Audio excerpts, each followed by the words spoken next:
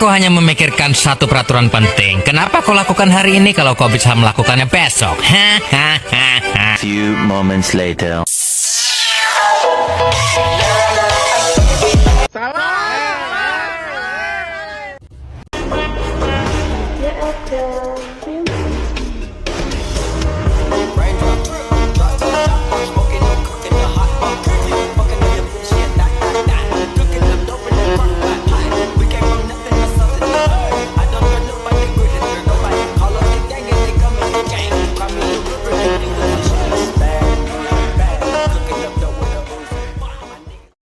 Assalamualaikum warahmatullahi wabarakatuh.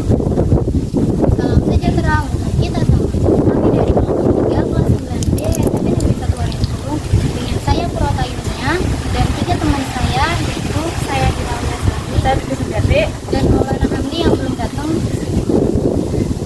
serta 2 teman saya yang lainnya yang sedang berhalangan hadir, yaitu Azril Andrian Saragih dan Rais Bahtiar. Di sini kita sedang berada di sekolah kita, yaitu SMP Negeri 1 Waringin Kurung, untuk membuat video tugas wawancara IPS tentang tradisi panjang mulut di masyarakat sekitar kepada salah satu narasumber kami, yaitu guru kita. Kami sudah berada di parkiran ruang guru SMP Negeri 1 Waringin Kurung. Assalamualaikum Ibu. Waalaikumsalam.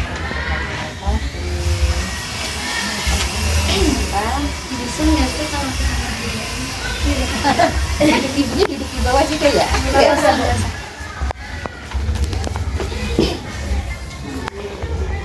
Kami dari kelompok 3 kelas 9B Spiwar ingin menjadikan Ibu sebagai narasumber kami untuk membahas topik tentang tradisi panjang mulut.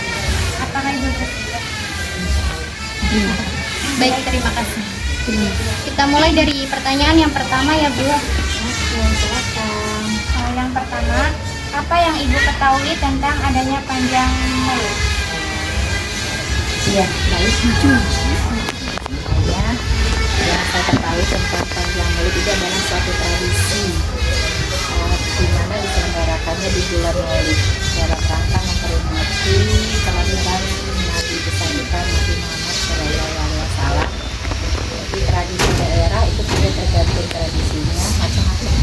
Ya, yang saya tahu adalah iring-iringan panjang, itu namanya panjang mulut. Itu saja yang bisa Ibu ketahui tentang panjang mulut.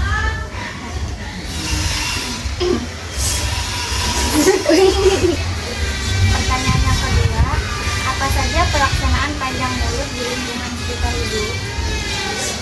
Pelaksanaannya yaitu iring-iringan panjang tadi, dengan berupa boleh makanan, ya, nasi diisi dengan gandeng, telur, terutama penghias telur itu.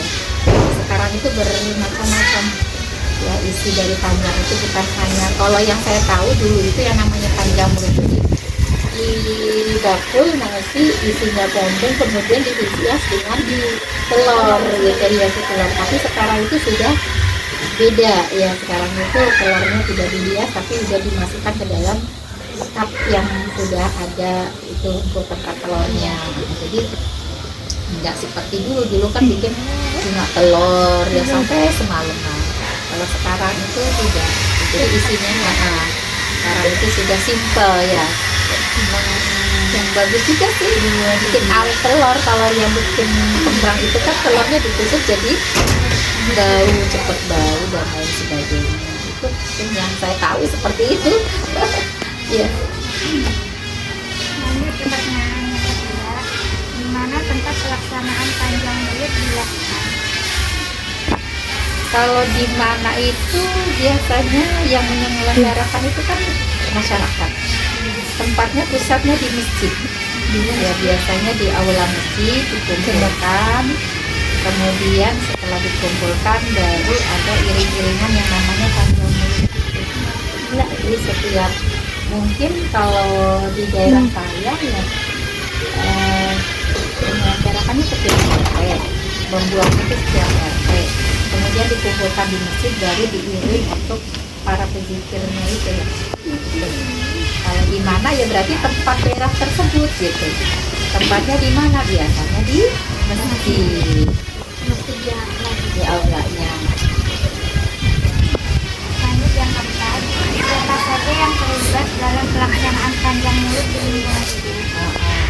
siapa saja, semua masyarakat yang mengikuti tradisi tersebut.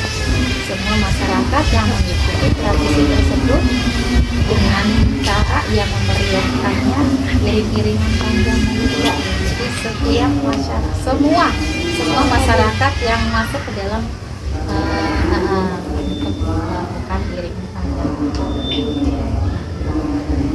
Yang kelima, mengapa sih pelaksanaan panjang mulut di lingkungan ibu masih terlaksana atau masih dirayakan? Itu namanya tradisi. Sekali lagi, tradisi itu adalah suatu adat budaya daerah.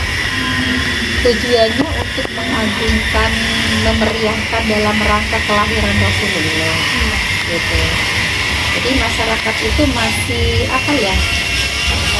Seneng lah setahun sekali untuk mengikuti tradisi iring-iringan panjang mulut. Jadi masih dilaksanakan. Yang penting pelaksanaannya itu tidak melampaui ya, karena kebanyakan ya nggak kebanyakan sih ada gitu ya, satu daerah yang sangat berlebihan iring-iringan, jadi memperingatinya Maulid Nabi, tetapi ininya musiknya musik metal dan lain sebagainya, itu yang kita suka. Bukannya nggak boleh ya, iring-iringan panjang mulut itu boleh dalam rangka memeriahkan Maulid Nabi. Cuma sekarang salah kaprah pemuda kita itu melaksanakan iring-iringan panjang mulut itu sampai berlebih-lebihan, joget-jogetan dan lain sebagainya gitu. Nah itu harus diluruskan. Ya mana ciri khas kelahiran Rasulnya gitu kalau kayak begitu gitu. Sebetulnya bagus. Pertanyaan keenam, bagaimana sih cara memberi instruksi atau rencana perayaan panjang mulut pada latihan ini? Kalau suatu pelaksanaan acara itu kan pasti ada pembentukan panitia. Tanpa adanya pembentukan panitia, satu acara itu tidak akan terlaksana dengan baik. Jadi bisa terkoordinir ya. Artinya dengan adanya panitia itu bisa, acara itu bisa ya meminimalisir hal-hal yang tidak baik. Ya, contoh satu, kita acara milik di sini nggak ada panitia, ya udah. Paling juga nanti acaranya nggak apa yang diharapkan gitu. Jadi intinya satu acara itu pasti ada koordinator, terutama ada kepanitiaan. Menurut ibu, apa makna yang terkandung dalam tradisi panjang mulut? Kalau maknanya itu kan berarti hikmah dibalik dari acara tersebut kan. Tujuan dari memperingati Maulid Nabi itu kan kita mengingat kelahiran Rasulullah. Gitu. Semakin apa ya? Mengagungkan Rasul kita gitu. Jadi maknanya lebih apa ya? Lebih banyak bersalawat untuk Rasulullah ya. Bersalawat kepada junjungan Nabi kita Muhammad Shallallahu Alaihi Wasallam. Jadi maknanya bersalawat dalam Maulid itu isinya ya bersalawat. Karena apa? Ya, kita bersalawat kepada Rasulullah supaya kita mendapatkan syafaat dari baginda Rasulullah Shallallahu Alaihi Wasallam. Pertanyaan yang terakhir, Iya, bagaimana perasaan ibu saat merayakan tradisi? mungkin yang dirasakan oleh masyarakat kalau memang itu tradisinya bagus, ada acara, ada kepanitiaannya gitu, merasa senang, bahkan ada pengen gimana ya supaya bagus lagi gitu. Jadi satu acara itu bisa menilai gitu, oh ini acara sudah bagus, gimana kalau tahun depan lebih bagus lagi. Jadi kita masyarakat senang semua ya kalau dengan adanya ini, kan itu orang semuanya senang semua. Tapi ya jangan lupa tadi perintah Allahnya, jangan sampai kita menyimpang dari aturan ajaran Rasulullah Shallallahu Alaihi Wasallam. Mudah-mudahan dengan adanya tradisi muludan gitu, masyarakat kita semakin cinta kepada Rasul. Sudah cukup ya Bu, terima kasih banyak sudah mau menjadi narasumber ini untuk menjawab beberapa pertanyaan seputar tradisi panjang mulut. Sekali lagi terima kasih ya Bu. Ya, sama-sama. Gak apa-apa. Gak apa-apa. itu pun jawabannya belum tentu ini ya. Itu kan pendapat saya karena sepengetahuan saya tentang mulut itu seperti Kami itu. puas dengan jawaban. Iya. Enggak puas lah. Harusnya ahlinya. Iya, sama-sama. Terima kasih. Iya, assalamualaikum.